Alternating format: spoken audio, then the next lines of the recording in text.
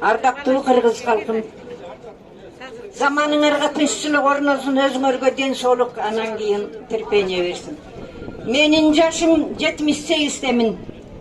Силердин араңарда бир конокмун. Мен жашарым жашап койгон адам. Бирок биздин бала бакырабыз, кыргыздын бала бакырасы кандай акыбалда жашайт?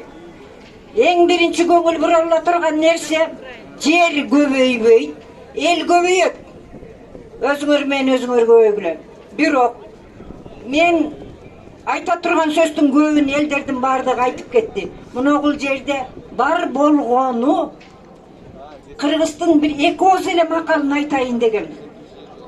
Аялды эр сыйлайт, вазирди хан сыйлайт, ханды эл шайлайт. Эй туугандар, 7-чи этажга ушул жердеги карапайым калп дейбизби, кадырман атка минер дейбизби, бардыгы кыргыздын кулундарысыңар, айланайындар.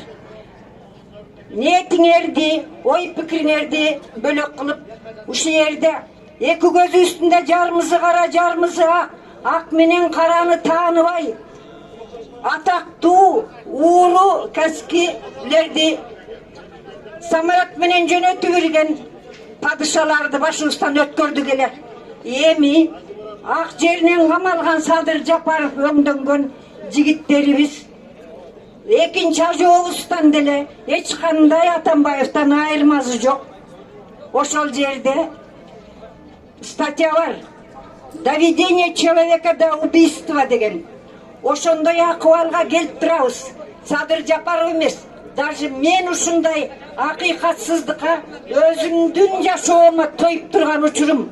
Балдарым, силер жашсыңар келечегиңер алдыда. Биз бу жерге келип алып эле Садыр Жапаровго боштондук десек эле, боштондуктан түшүп калбайт. Биздин падышабыз шайлап койгон, өзөктүү болгон чечүүчү соттор, прокурорлор эмнеге келбейт? Садырдын күнөөсүн айтпайбы бизге? Же болбосо ушу 7-чи этажга көтөрмөлөп чыккан ушул жерде жарымыңар саткандар, жарымыңар сатылгандар чогулуп отурабыз. Ошонун бардыгы кыргыз элинин негизги калкы. 7-чи этаждан түшүп келип, ушул эл эртеден кечке канча жол жүрүп, кыйналып кысталып келген, уктаганы дагы тамак аш ичкен ичпегени белгисиз күтүп отурат. Эмне үчүн бир мен сыяктуу 3 мүнөткө убакыт таап келип, бу кыргыз элинин алдында токатерин айта албайбы Сооронбай Шариповичибиз?